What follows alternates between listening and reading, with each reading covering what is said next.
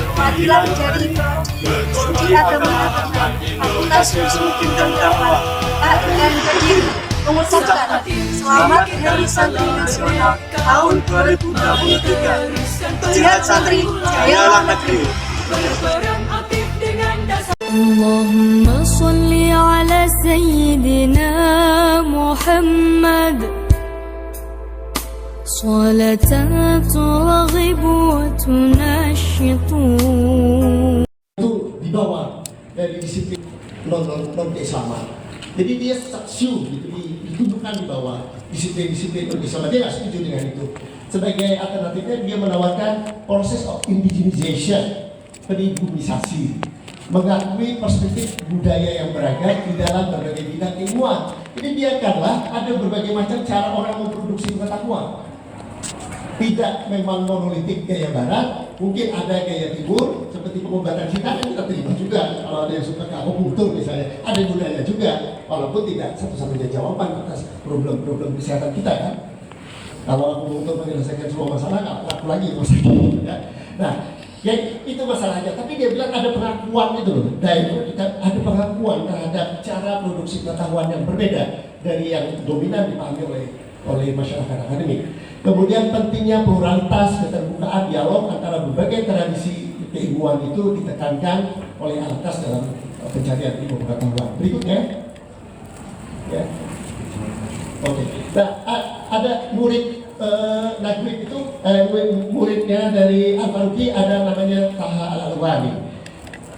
Kemudian ada Jawid Sardar, orang Iran, dan Abu Fadl. Ini menawarkan alternatif, lebih memperjelas lagi visinya Faruqi dan para pengembang teori islamisasi ilmu pengetahuan. Mereka saya sebut menawarkan alternatif kelima, sekalipun agak beda-beda pendapatnya, tapi umumnya ingin menekankan posisi Islam sebagai sistem nilai yang universal dan etikal. Islam itu bekerja lebih pada level substansial untuk menuntut proses produksi pengetahuan. Jadi dia tidak perlu dieksplisitkan di dalam kerangka kerja yang bersifat metodologis atau apa. Dia ada pada level substansial. Secara substansi, kalau kita bekerja mengikuti prosedur penelitian ilmiah yang benar, maka kita secara substansi artinya itu mengamalkan nilai-nilai Islam yang kita anut. Dia menentang, ya, mereka ini Al-Alwani, Sadra atau Abu Fadl menentang interpretasi dominan konsep islamisasi pengetahuan yang sering sekali itu kegemarannya memberikan ayat-ayat atau meletakkan ayat-ayat terhadap argumen yang dibangun. Itu selesai Pak kalau kita pakai ayat-ayat itu, karena misalnya argumen akademik itu kan bisa didebat, bisa dibantah, bisa dipatahkan, nggak ada masalah. Yang namanya argumen akademik bisa dibantah. Tapi kalau kita sudah topang dengan ayat, ya misalnya kita membangun satu argumen ini kita yakini berdasarkan ayat ini. Kalau membantah argumen itu sama dengan membantah ayat kan? Nggak ada ruang untuk berdebat di situ. Jadi nggak bisa sebenarnya. Kita naikkan aja level ayat-ayat, level Quran, hadis itu pada level yang tinggi, pada level nilai spiritual, pada nilai substansial yang menaungi kerja-kerja akademik kita. Nah, berikutnya ini timnya Alwani itu membuat semacam berikutnya, slide berikutnya. Nah, ini dia bilang supaya kerja intelektual kita itu sesuai dengan nilai-nilai dasar ajaran Islam dan juga relevan dengan tugas-tugas kemanusiaan kita, maka harus dilihat prioritas ini. Maqasid syariah ya, qawaid khamsah dan protection of property, bagaimana pengelolaan sumber daya alam, sumber daya mineral dilakukan dengan baik untuk mesejahterakan orang banyak. Kemudian protection of dignity, genealogy, bagaimana cucu keturunan kita akan tumbuh dengan baik, lebih pintar, lebih cerdas, perlindungan terhadap kebebasan beragama, kemudian perlindungan terhadap akal, lembaga intelektual harus kita bangun sebaik-baiknya demi mewujudkan ilmu pengetahuan yang membantu penyelesaian persoalan kemanusiaan. Kemudian wujudnya protection and promotion of life, kemudian keadilan, equity, justice, and fairness, dan terakhir bagi dia yang begini-begini itu sebenarnya ketemunya di tauhid. Jadi kalau kita bekerja dengan menggunakan kerangka kerja keilmuan yang sebagaimana mestinya, Dan kita lihatkan lillahi ta'ala, itu sebenarnya kita sudah berupaya untuk mewujudkan komitmen ketauhidan kita. Selesai di situ soal Islaman kita. Jangan nggak usah campur-campur lagi, ditambah-tambah ayat itu, malah merusak. Saya pernah meneliti skripsi Pak di UIN yang mengembangkan prodi umum, misalnya ada prodi dalam bidang teknik. Itu skripsinya itu belum selesai menjawab pertanyaan teoritik yang diajukan oleh mahasiswa itu. Baru disentuh depannya tiba-tiba udah loncat bagian akhir integrasi keilmuan Islam. Dikasih ayat-ayat nggak nyambung sama sekali. Itu saya nilai tidak layak sama sekali menjadi skripsi. Mahasiswa itu tidak diminta untuk menyelesaikan dulu argumen teoritiknya berdasarkan data yang dia miliki, yang meyakinkan kita membaca bagaimana argumennya itu solid dan bisa kita tanggungjawabkan. Baru disentuh permukaannya langsung loncat berdakwah. Ketika bagian akhir itu kan bagian dakwahnya untuk meyakinkan orang tentang kebenaran ajaran Islam. Ya selesai tak pendidikan di agama kita itu kalau begitu. Ya udah jadi lembaga dakwah aja. Nggak usah repot-repot kita mengembangkan diri menjadi IAIN kemudian menjadi UIN. Padahal lembaga dakwah sudah dimiliki pesantren, memiliki Muhammadiyah ya. Jadi ya gitulah kira-kira. Paling mudah ya tadi pada nilai pada elektronik. Sebenarnya masih banyak yang saya sampaikan ini. Misalnya Islamic Studies di Indonesia. Setelah Indonesia merdeka, kita pemerintah mendirikan PTIN. PTIN itu kan tujuannya dulu mendidik para pejabat, para abdi negara untuk menangani masalah-masalah keagamaan yang menjadi topoksi Kementerian Agama. Tapi pemerintah mikir juga bagaimana caranya mereka ini bisa mengawal hubungan harmonis antar umat beragama, ya kemudian agar komunitas-komunitas keagamaan itu bisa berjalan beriringan dengan program-program pembangunan pemerintah. Maka mulailah di samping doktrin-doktrin keislaman diberikan kepada mahasiswa PTIN dan juga wawasan tentang nasionalisme, pembangunan, keterbukaan, pluralisme, inklusivisme dan seterusnya. Next, terus kita percepat. Slide berikutnya. Satu lagi, terus. Dan kemudian terjadi institusionalisasi kajian-kajian Islam. PTIN bertransformasi menjadi IAIN pada tahun 70-an. Kajian akademik Islaman diperkuat sejalan dengan tujuan memproduksi lulusan yang juga bisa menjadi agen pembangunan. Pendekatan historis, sosial, antropologis diperkenalkan. Bukti Ali di Jogja menjadi propornya ya. Yang Pak Amin kemudian meneruskan menjadi antara historisitas dan normativitas itu. Islam must no longer exclusively approach. Islam tidak lagi sekedar didekati dengan cara yang normatif. Berikutnya, IAIN dengan mandat yang lebih luas sejak tahun 80-an, kritik terhadap format kajian Islam di IAIN itu mulai terdengar.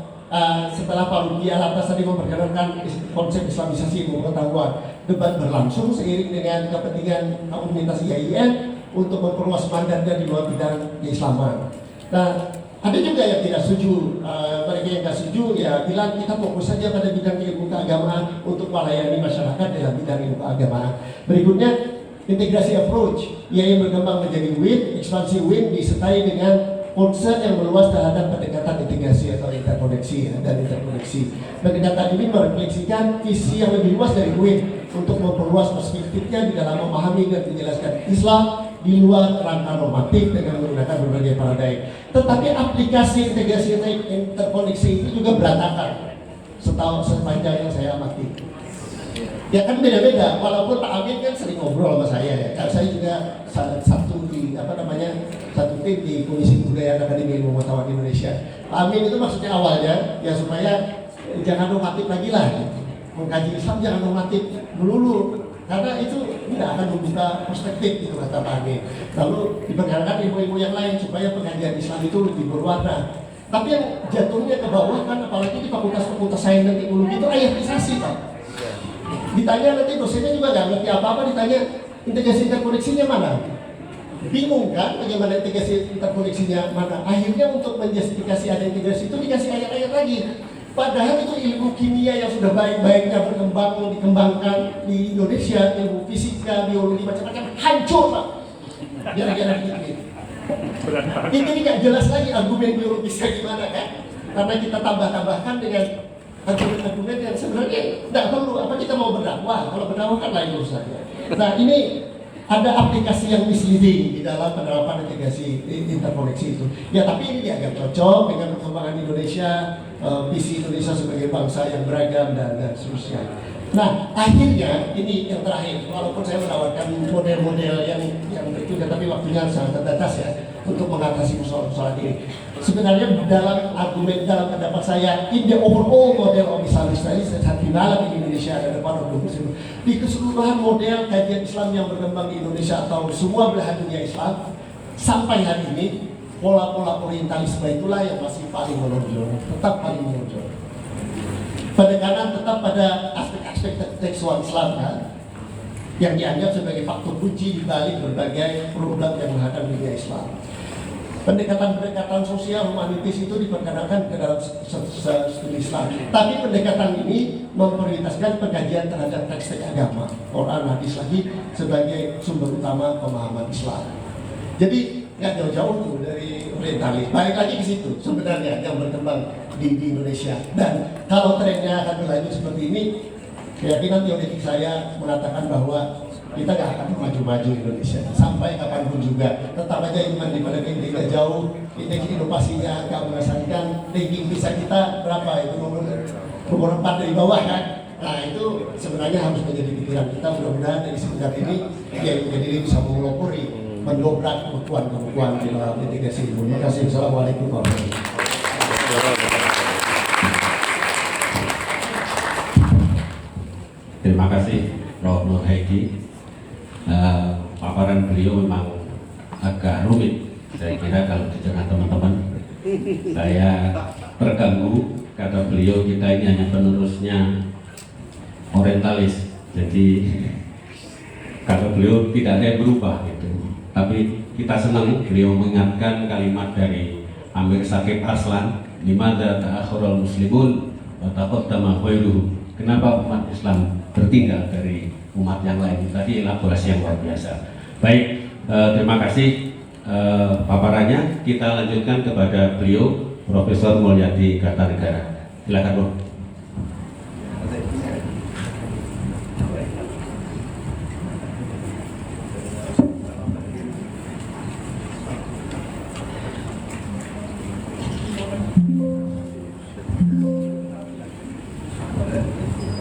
Bisa ditampilkan Pak?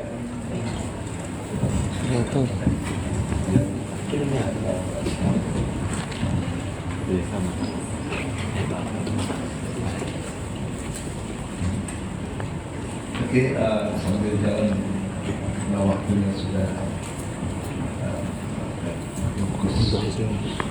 Oke, assalamualaikum warahmatullahi wabarakatuh. Pertama-tama terima kasih pada YAI Kediri yang sudah begitu lama ya mengundang saya lagi, Pak Rektor yang juga dulu jumpa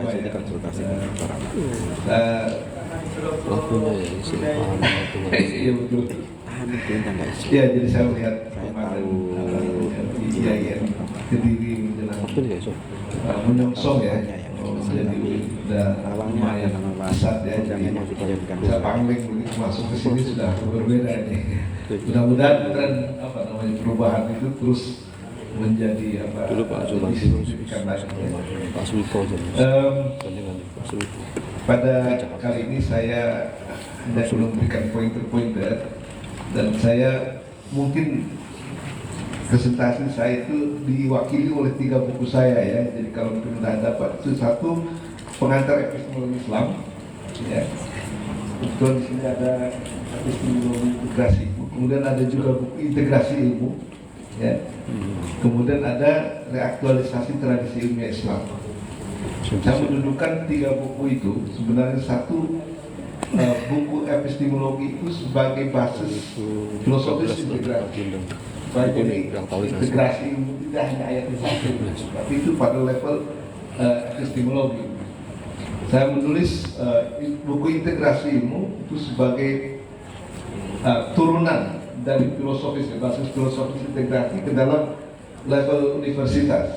Ya, jadi di situ sudah ada integrasi bidang ilmu dan sebagainya. Kemudian buku yang ketiga, reaktualisasi tradisi ilmiah Islam, itu adalah bukti historis bahwa integrasi itu sudah dilakukan dan menimbulkan menghasilkan satu karya yang luar biasa, dan nanti kita sebut kontribusi ya dari umat Islam ke dunia Islam dan juga ke dunia Barat.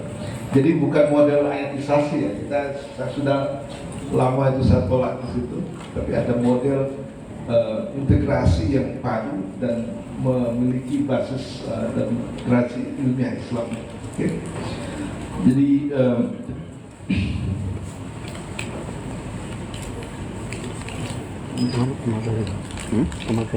Iya, besok. Oh, besok. Hari.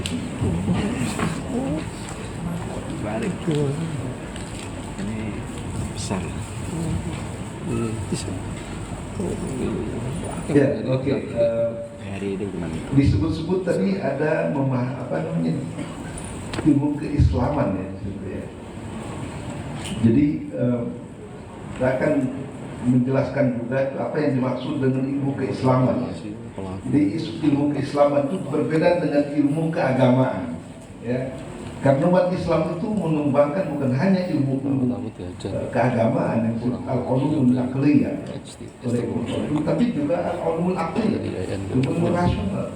Dan itu sejarah yang ilmu maju yang berkembang dan sebagainya, sehingga sudah dari awal sudah ada model integrasi sebenarnya. Ya. Yang kemudian kita salah pahami bahwa ilmu keislaman itu seolah-olah hanya ilmu nakliyah saja, dan itulah yang berlaku di dunia Sunni memang ya. Semenjak Al-Ghazali menekankan Ihya Ulumuddin, menghidupkan kembali ilmu agama, kemudian wacana keilmuannya, wacana nakliyah, sehingga wacana akliyahnya itu ditinggal. Ya. Jadi yang dimaksud dengan ilmu keislaman itu beda dengan ilmu agama ya saja, tapi juga meliputi agama atau ilmu umum. Ya, ini karena kan ada ilmu agama dan ilmu umum. Sebenarnya Islam menjelaskan atau mengembangkan dua-duanya. Ya, jangan berarti bahwa kalau kajian Islam hanya agama saja. Dan kita bisa buktikan secara historis tokoh-tokohnya siapa di bidang ilmu rasional, tokoh-tokohnya siapa di bidang keagamaan. Jadi itu harus kita pahami bahwa Islamisasi memahami integrasi ilmu keislaman itu artinya dua-duanya, yang nakliyah dan akliyah. Ini jangan salah paham juga bahwa seolah-olah nakliyah dan akliyah campur begitu. Tidak, mereka adalah disiplin-disiplin ilmiah, ya, yang berkembang sesuai dengan metodologi dan sebagainya. Jadi jangan dicampur juga kemudian, ya kan? Jadi salah paham ya terhadap ini. Jadi bagaimana misalnya syariat dicampurkan dengan ilmu sains dan sebagainya, bukan begitu. Jadi sebenarnya dalam dunia Islam baik al-ulumul naqliyah dan al-ulumul aqliyah itu berjalan dengan hebat, dengan metodologi yang terus diperbaharui. Ya. Di bidang ilmu naqliyah ya ahli-ahli Quran bukan main ya, ahli tafsir dan sebagainya kita banyak, ahli kalam, ahli fikih, tasawuf luar biasa, dan itu ada bagian dari naqliyah. Tapi Islam tidak hanya mengajarkan itu, mereka juga mengajarkan misalnya ada al-ulumul aqliyah, misalnya logika, ya, kemudian al-ulumul tabi'iyah, ya, natural sciences, al-ulumul riyadiyah, mathematical sciences, dan al-ulumul ilahiyah, metaphysical sciences. Di samping itu juga ada yang masuk ke dalam al-ulumul amaliyah, yaitu ilmu praktis seperti etika, ekonomi dan politik. Itu semua dikembangkan sejajar, ya, sejajar. Walaupun kemudian dalam sejarah kita lihat bahwa ilmu agama dikembangkan melalui pendidikan formal di madrasah-madrasah.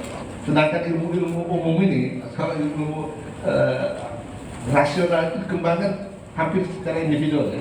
Ilmu Sina nggak punya gurunya, artinya bukan di institusi, tapi pribadi.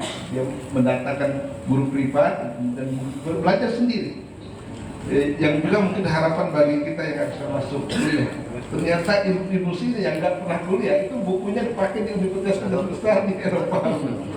Nah itu kan ironis ya. Sementara lulusan universitas juga belum tentu ya. Seperti itu. Jadi sebenarnya kita masih banyak belajar dari situ ya. Kemudian status ilmu nakliyah dan akliyah. Nah ini yang kadang-kadang karena kita terpengaruh oleh epistemologi barat ya, tidak dikatakan ilmiah kalau objeknya itu tidak empiris. Sehingga ilmu agama mana? Hampir-hampir dimasukkan ke ilmu budaya. Kalau saya tidak dulu memberikan kuliah epistemologi di Komisi 10 DPR, itu nggak bakal masuk ilmu Islam itu menjadi ke dalam nasional. Saya dulu 2 jam saya berbicara tentang itu, alhamdulillah kemudian diakui ya status ilmu agama itu malah tingkat pertama begitu kan. Hampir-hampir itu masukkan ke budaya karena memakai pola pikir barat yaitu humanillah. Ya. Padahal di dalam Islam ini perlu setiap ilmu itu punya objek formal, objek material dan metodologi. Jadi sah sebagai ilmu. Dan karena dia ilmu, maka dia ilmiah. Jadi kita punya epistemologi yang mengatakan bahwa ilmu agama ilmiah juga. Ada metodologi. Jangan kemudian menyerah ke barat seolah-olah yang tidak empiris itu tidak ilmiah. Nah ini ya, karena kata ilmiah itu berasal dari ilmu, benar nggak? Dan ilmu tidak berbatasi pada dunia fisik ya. Ada ilmu-ilmu alamiah, ada matematik dan ada metafisik. Ilmu juga. Kalau matematik itu empiris atau enggak?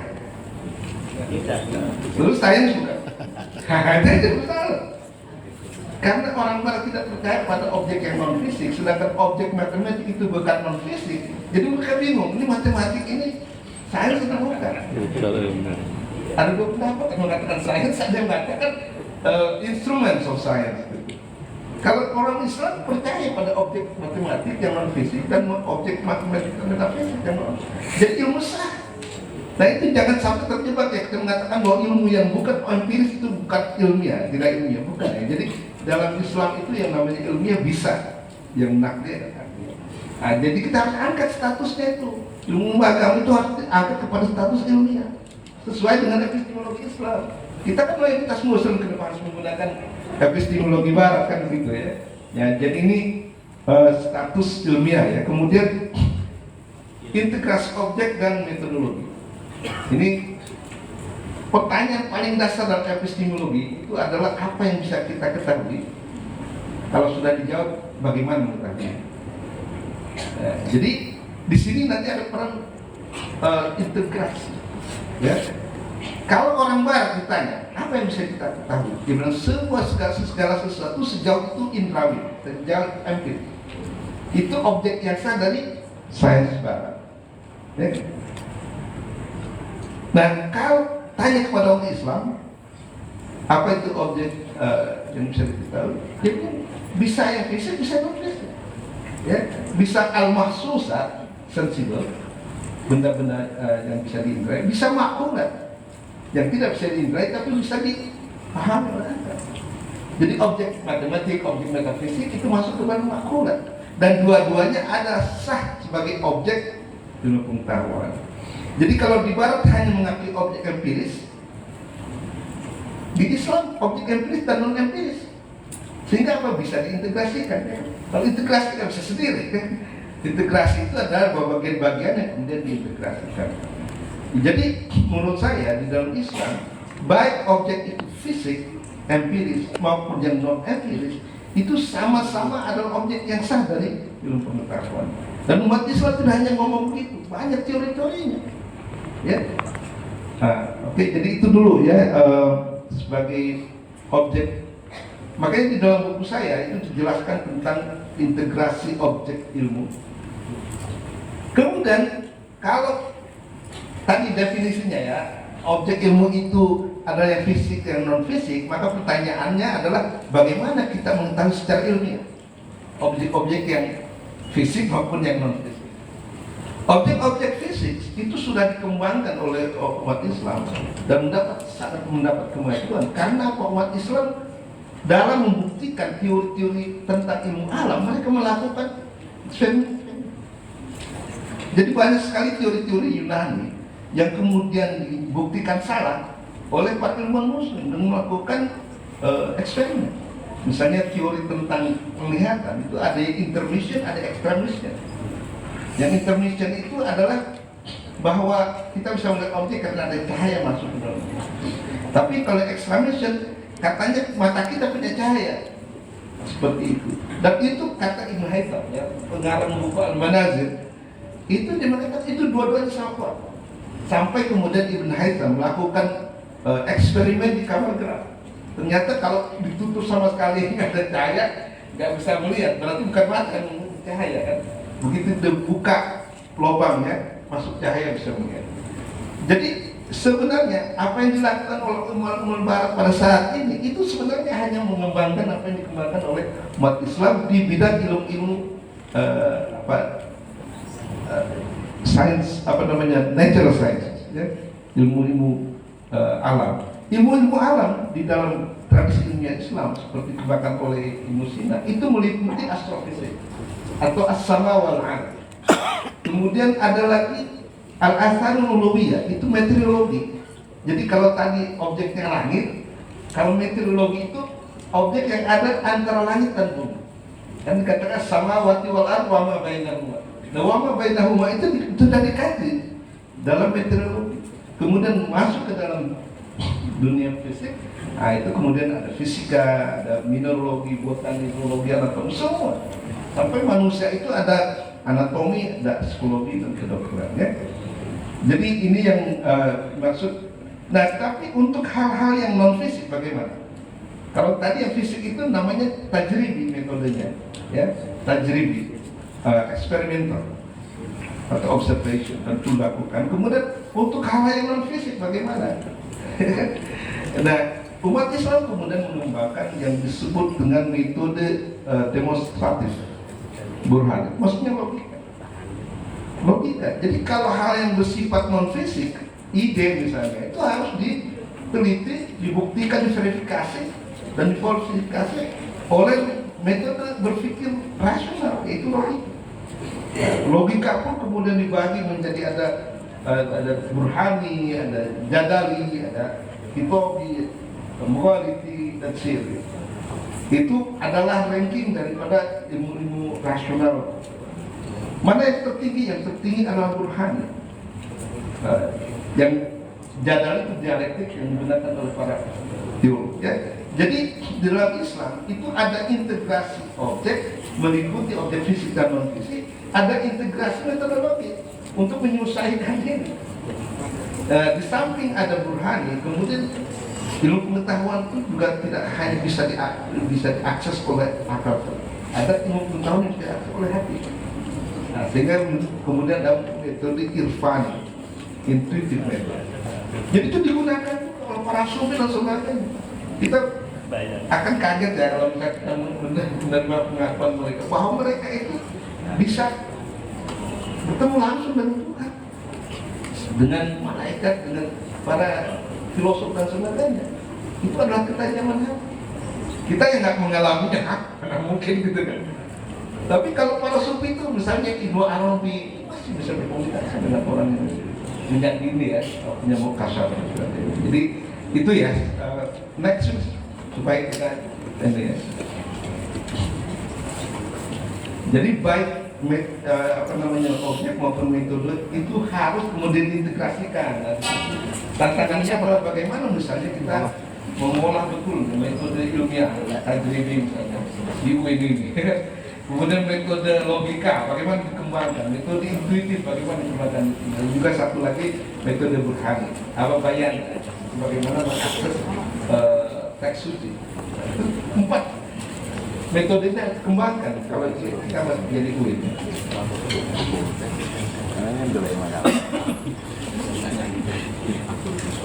Oke, nah sekarang hubungan epistemologi dan integrasi, ya.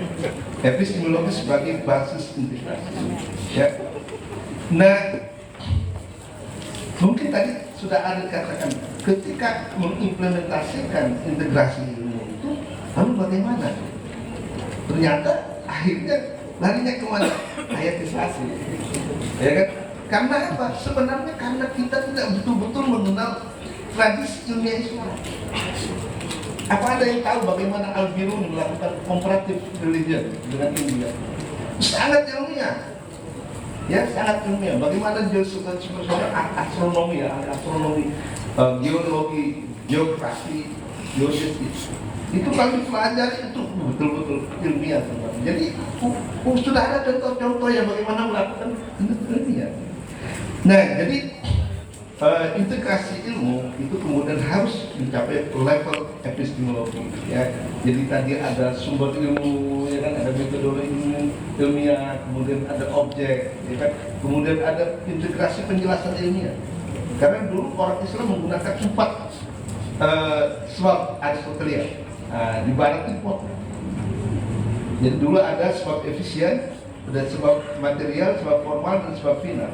Di barat sebab formal dan final dihilangkan. Jadi nggak ada gunanya, nggak dibahas tuh kenapa manusia diciptakan. Nggak boleh bertanya mengapa sesuatu diciptakan, nggak boleh. Dan itu kemudian justru di situ unsur-unsur keagamaannya.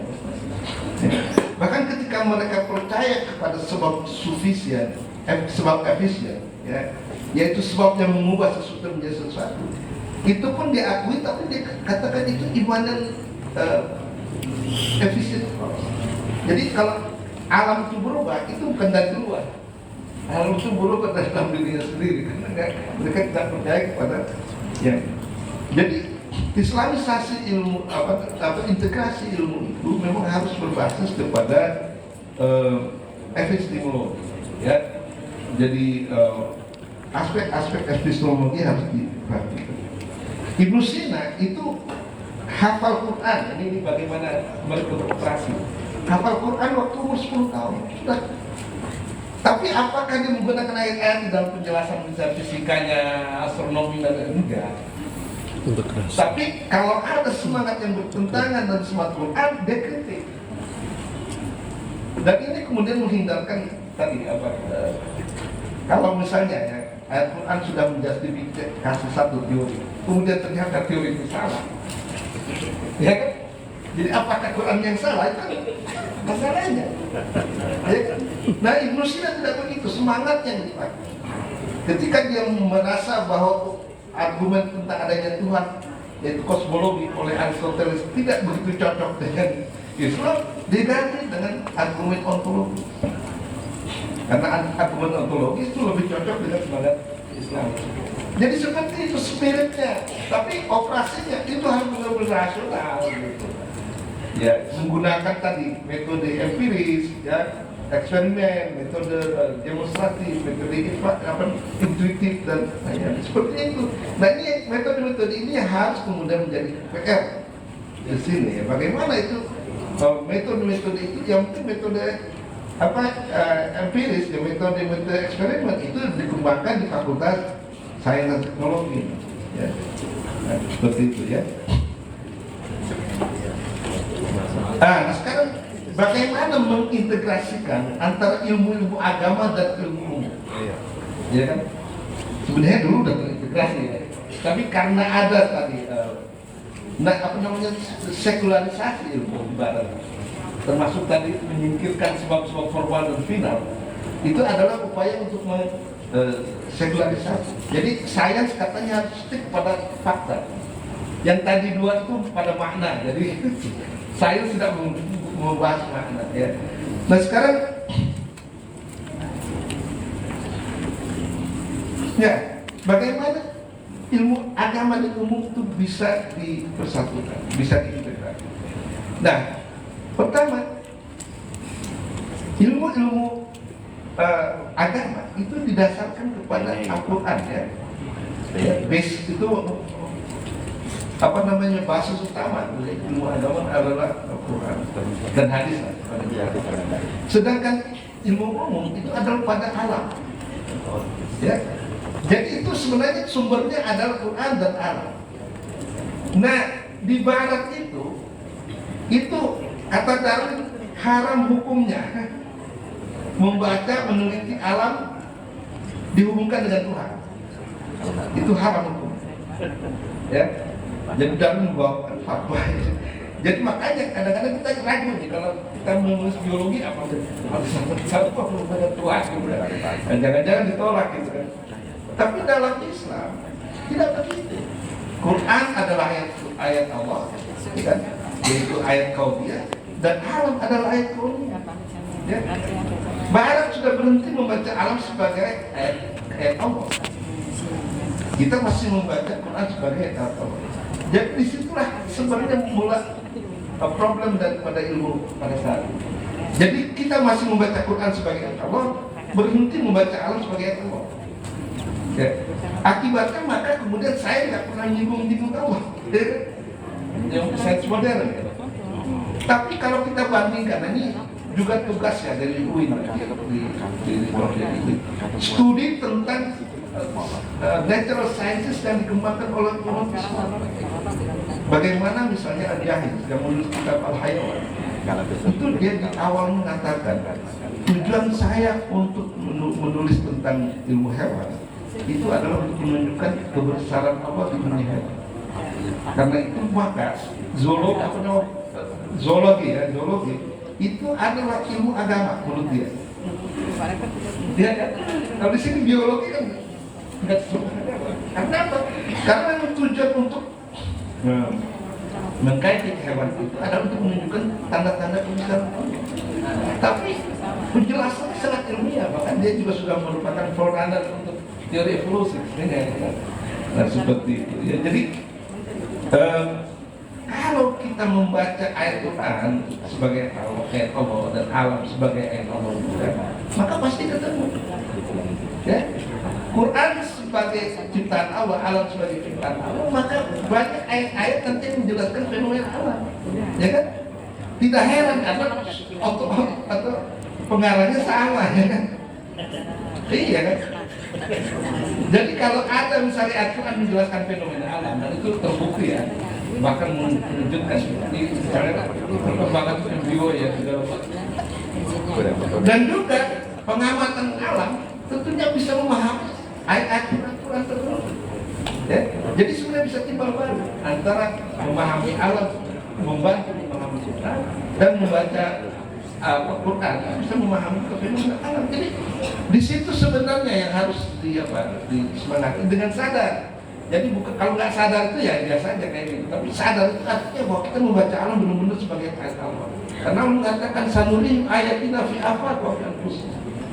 Jadi saya tunjukkan ayat-ayat kebesaran kami di antara jagat dan di dalam diri manusia. Jadi di situ sebenarnya basis integrasi. Jadi ini yang harus terus digali ya. Oke. Integrasi ilmu dalam tradisi ilmiah klasifikasi. Di sini kita belajar dan saya kira Ibnu Khaldun Ibnu Sina ada bukunya Syifa, itu harus dipelajari. Karena disitulah kita akan melihat. Boleh dikopi lah punya saya. Kami sudah menerjemahkan sebenarnya sebagian besar dari Asyifa 5.300 halaman. Belum diedit. Jadi menurut Ibnu Khaldun, ilmu itu dibagi menjadi dua, ya, menjadi dua besar. Ya. Satu al-ulumun naqliyah. Ya. Al-ulumun naqliyah itu biasanya diterjemahkan sebagai transmitted science. Ya. Jadi sains yang ditransmisi berdasarkan otoritas. Jadi Quran dan hadis gitu kan.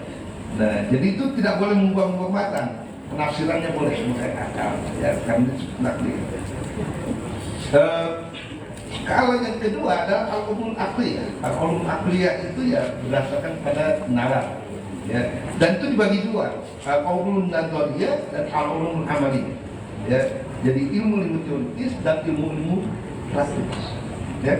Ilmu teoritis itu biasanya dibagi 4: logika, fisika, matematika, metafisika. Dan ilmu praktis adalah etika, ekonomi, dan politik. Ya. Ini kata Ibnu Khaldun. Jadi ilmu-ilmu itu semua sudah dipelajari oleh umat Islam. Ya, dengan berbagai cara ya, ada yang resmi, ada yang sendiri-sendiri gitu ya. Seperti itu. Tapi di situ sudah terintegrasi sebenarnya. Jadi adalah sah ilmu agama itu sah sebagai bidang sains. Ilmu fisika, matematik, metafisik itu juga sah sebagai cabang daripada ilmu. Ya. Jadi jangan dibedakan gitu. Ya. Oleh karena itu maka tadi pemahaman ilmu keislaman itu ya harus dua-duanya. Jadi jangan kemudian orang fakultas agama merasa tersingkir oleh yang bukan agama gitu kan, yang umum. Jadi jangan begitu, karena itu dua-duanya tradisi itu dikembangkan dengan sangat besar. Ya. Oke. Nah sekarang Ibnu Sina, tadi sudah saya singgung juga. Ibnu Sina itu menulis kitab Asy-Syifa. Ya. Itu Asy-Syifa itu sering salah tafsir sebagai ilmu kedokteran. Karena Asy-Syifa itu artinya penyembuhan. Nah, tapi sebenarnya itu penyembuhan dari kebodohan. Jadi itu buku filsafat. Ya. Ada pun buku medisnya itu alkohol fiktif justru. Jadi menurut Ibnu Sina manusia itu dua makhluk dimensional, yang satu fisik, yang satu mental spiritual. Jadi ada masing-masing kedokterannya. Jadi kalau untuk penyakit fisik ya alkohol bacanya ya 5 jilid. Kalau untuk penyakit spiritual ya Asy-Syifa. Nah, kemudian salah paham terjadi. Kalau di barat itu metafisika atau filsafat itu dipisahkan dengan sains. Di dalam tradisi ilmiah Islam, fisika, matematik itu semua masuk ke dalam filsafat. Di filsafat benar-benar menjadi induk dalam pengetahuan. Jadi filsafat itu membawa logika, membawa tadi fisika, kemudian matematika dan juga metafisika. Dan Asy-Syifa itu bukan satu buku. Itu sebenarnya 23 buku. 9 di bidang logika, 8 di bidang fisika, 4 di bidang matematik dan 2 di bidang metafisika. Itulah gambar keilmuan Islam itu. Ya. Tetapi bedanya adalah bahwa fisika Ibnu Sina itu bukan fisika biasa, tapi itu adalah filsafat alam. Jadi ada unsur-unsur yang ilahiyahnya. Disitulah sebenarnya nilai dan keislaman dari masuk. Ya, saya tidak bisa terlalu banyak karena ini masih ada ini. Ya. Nanti kalau ada pertanyaan boleh nanti. Ya. Nah, ada problem dan positioning ilmu keislaman di ini. Ya, ini lebih ini. Jadi sebenarnya di manakah problem keilmuan di dunia Islam sekarang? Itu bermula dari sekularisasi ilmu di Barat. Ya. Dulu Barat itu sebenarnya mengadopsi dari Islam. Pada abad 12-13 semua buku-buku ilmiah diterjemahkan ke dalam bahasa Latin melalui Ibrani. Ya. Jadi tradisi ilmiah Islam sudah dicerahkan oleh. Tetapi karena mereka Kristen itu ya sedikit-sedikit keislamannya itu memang dirubah-rubah lah, diganti-ganti gitu. Tapi keilmuannya tetap mereka pakai. Ya. Nah, tetapi pada masa setelah Christian scholasticism itu sudah berlalu, maka muncullah usaha-usaha untuk mensekulerkan. Apa itu sekularisasi? Sekularisasi adalah menyingkirkan semua unsur non-fisik, non-empiris dari arena ilmu. Misalnya kosmologi Ibnu Sina itu terangkan dipakai, tapi unsur-unsur malaikat itu dirangkan gitu kan. Kan kalau Ibnu Sina kan ada akal pertama, akal kedua, akal ke-10 itu sebenarnya malaikat kan, akal 10 kan gitu. Itu disingkirkan. Nah akibatnya apa? Akibatnya maka ilmu pengetahuan hanya merecognize ya, itu objek-objek yang empiris kan. Sehingga pada kajian yang non empiris itu memang tertinggal dan tinggal. Walaupun mereka harus bertempur dulu dengan gereja ya. Perjuangan Kopernikus, ya kan, kemudian Kepler, Galileo dan sebagainya itu mungkin juga memicu ya kenapa mereka kemudian harus meninggalkan agama. Karena tadi seperti dalam zaman lalu agama itu terlalu berpekan gitu. Sehingga kemudian perkembangan sains yang pada awalnya zaman-zaman Al-Farabi dan Rusia begitu liberal gitu, itu kemudian dikeluarkan. Nah, Oleh karena itu adalah problem yang berasal daripada sekularisasi, maka menurut saya obatnya adalah Islamisasi. Tapi Islamisasi ini banyak sekali disalahpahami masalahnya. Malah jadi orang seperti Islamisasi itu sebenarnya mengembalikan tradisi ilmiah Islam yang dulu dipelajari oleh Barat ke habitat yang awal. Islamisasi menambah rasa Islam. Dan Islamisasi tidak dogmatis. Islamisasi tergantung ya. Tadi kan ada al-ulumul naqliyah, yaitu memang harus menggunakan Quran dan hadis. Tapi al-ulumul aqliyahnya, benar-benar berkembang. Ibnu Sina dan Al-Biruni itu hidup sezaman, tapi mereka saling mengkritik, nggak apa-apa. Dan kita harus belajar dari Al-Biruni bagaimana mereka melakukan kajian-kajian ilmu. Al-Biruni itu dia tidak akan mengatakan iya atau tidak sebelum dia mendapatkan bukti-bukti yang hard, seperti di segala bidang. Ya? Oke, jadi Islamisasi ilmu itu, ini saya jelaskan di dalam buku epistemologi ya, di bagian terakhir pada Islamisasi. Sebenarnya Islamisasi itu bagian daripada naturalisasi. Ilmu itu ya, di mana saja ya, ketika misalnya Yunani mengambil ilmu dari Mesir, dari Syria, dari mana-mana, kemudian diyunanikan karena mereka sudah punya model yang sendiri di Yunani. Itu namanya Helenisasi. Kemudian Islam mencerap ilmu dari India ya, dari Persia, dari Yunani. Ya karena mereka punya sistem belief ya. Jadi Islam tapi Islamisasinya bukan Helenisasi tadi. Mereka mengkaji karya-karya ilmiah Yunani itu dengan sangat ya.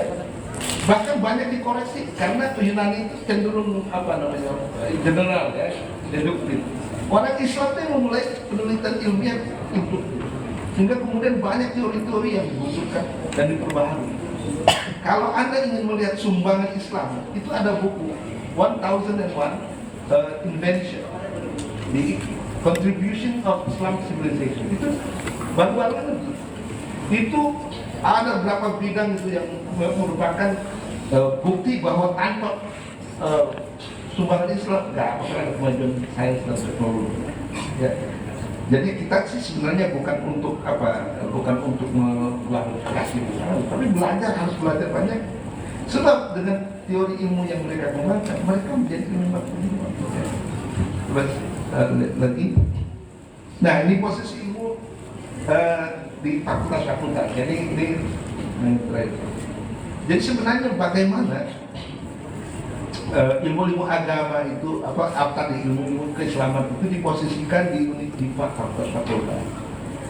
Jadi jangan terlalu merubah seperti itu ya, tapi diperbaharui. Jadi nanti kan ada al-ulum naqliyah. Nah itu bagian fakultas agama.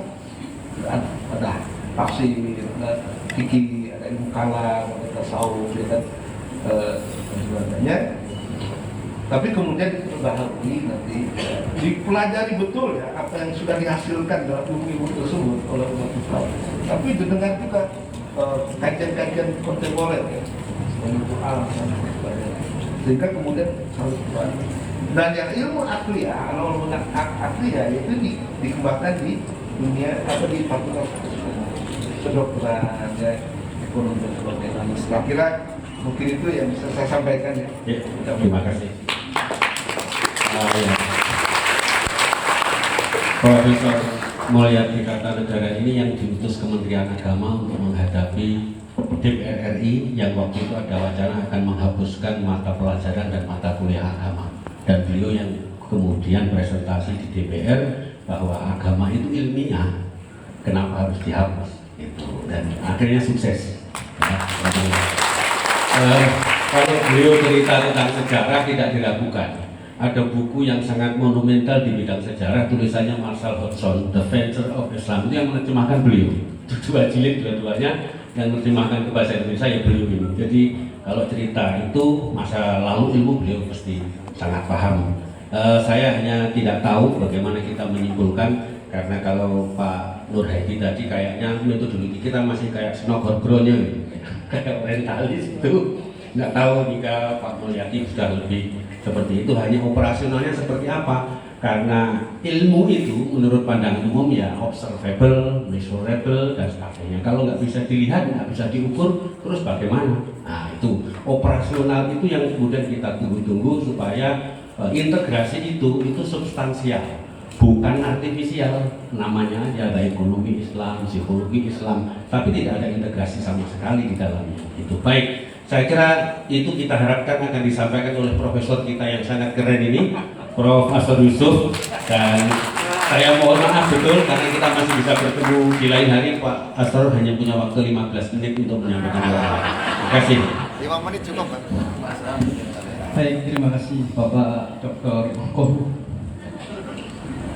Assalamualaikum warahmatullahi wabarakatuh. Bismillah, alhamdulillah, wassalatu wassalamu ala rasulillah, la hawla wa la quwwata illa billah.